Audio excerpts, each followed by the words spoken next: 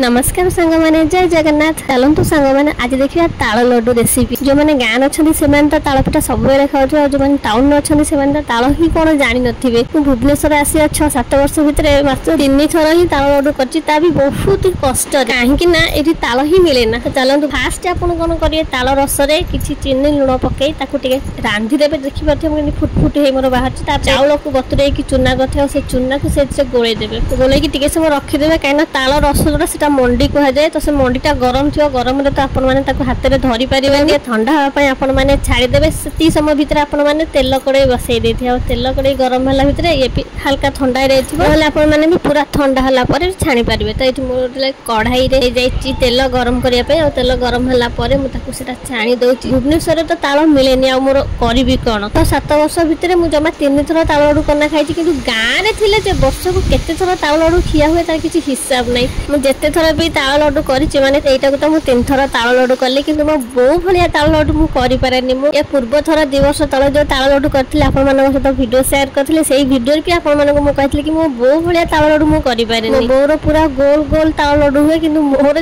कौ भेराइटर ताल लड्डू हो किसी हिसाब नहीं। कौटी पणस भाया हो जाऊँगी, कौटी सपुरी भाया हो जाऊँगी, तो कौटी कांकड़ भाया हो जाऊँगी। माँ सब बेले माँ ठीक छाणला बेले आम करेन्टा कटिगला अधिक ब्राउन कलर छाणी हो गला ताल लड्डू। किंतु आपण मैंने ऑरेंज कलर रखिकी छाणिबे ठीक मो बो परी।